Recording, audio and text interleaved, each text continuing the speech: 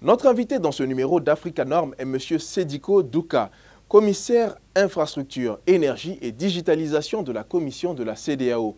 Avec lui, nous aborderons le programme de bourse CEDEAO Union européenne sur l'énergie durable.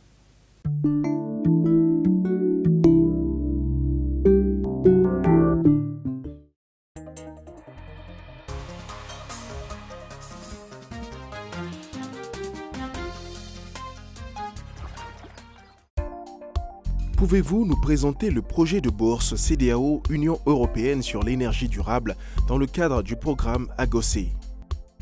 Le programme AGOCE, c'est un programme régional pour la gouvernance, sur la gouvernance du secteur de l'énergie en Afrique de l'Ouest, financé au titre du 11e FED, Fonds européen de développement.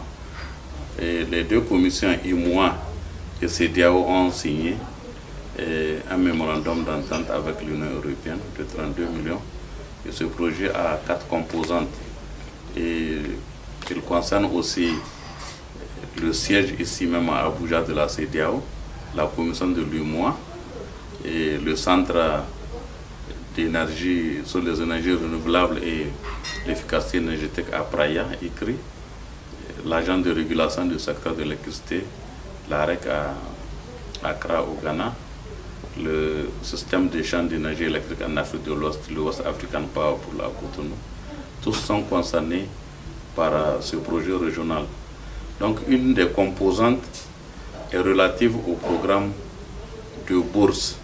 Et ce programme justement consiste à donner des bourses à 75 étudiants venant de l'Afrique, des citoyens de l'Afrique de l'Ouest, et qui vont faire cette formation niveau master ou diplôme d'ingénieur dans 8 universités et écoles d'ingénieurs sélectionnées sur 6 pays.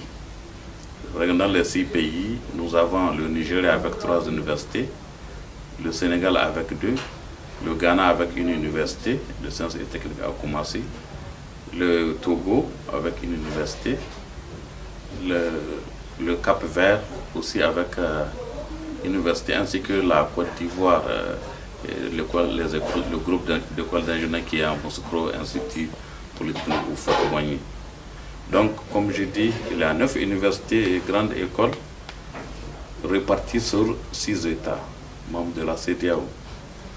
Il a eu naturellement des critères pour sélectionner ces 9 universités ainsi que ces 6 pays, surtout les universités en fait en tant que telles. Et aussi, même pour sélectionner les étudiants, et je vous ai dit qu'on a ciblé 75, mais il a aussi le respect de la répartition géographique. Il faut que les 15 États membres soient représentés dans ces 75. Aussi, il y a la répartition par rapport au genre. Il faut qu'un certain nombre de quotas soit un personnel féminin, justement pour inciter les jeunes filles à épouser ou à entreprendre des études d'ingénieur. Donc tel est le background de ce projet, et l'agence d'exécution, c'est le British Council qui est l'agence d'exécution pour la mise en œuvre. Et depuis un certain moment, il y a des soumissions, des appels à propositions ou à candidature, disons, qui ont été lancés. Et il y a déjà, à l'heure où je parle, des étudiants qui ont été déjà sélectionnés sur 4 ou 5 de ces universités. Quelles sont les perspectives et les résultats attendus concernant ce programme de bourse? Les perspectives, justement, vous avez raison. Il ne suffit pas seulement de former quelqu'un. Il faut le former pour qu'il soit utile à la société. Et comme je vous ai dit, nous avons ciblé le domaine de l'énergie parce qu'on a beaucoup de défis dans la région. Et très souvent, ce qu'on a remarqué quand même, les diplômes d'ingénieurs ou tout ce qui est relatif à l'énergie, les élèves ingénieurs ou ceux qui sont récipiendaires, en général, ne chantent pas parce que la demande est trop forte dans ce domaine.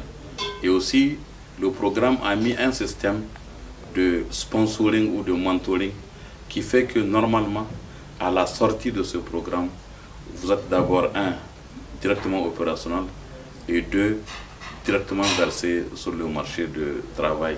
On a donné une liste même de sponsors potentiels. Vraiment, la demande est très forte dans la région, vu les défis que je peux répéter. On répète toujours ces défis, dont un, c'est le déficit des moyens de production d'énergie et de transport. Le deuxième, c'est le défi d'accès à l'énergie. Le troisième, ce sont les tarifs qui sont chers. Le quatrième, c'est la demande qui n'est pas véritablement couverte. On la couvre actuellement à 60%. Et l'autre défi, malgré nos potentialités, on a un problème de développer surtout les énergies renouvelables, parce qu'aujourd'hui, notre mix énergétique est déséquilibré, parce qu'il est composé de 2 tiers de l'énergie thermique et 1 tiers seulement de l'énergie renouvelable. Mais réellement, dans ce renouvelable, c'est l'hydroélectricité, le solaire et le vent, où on a beaucoup de potentialités. Moins de 1% est réellement exploité.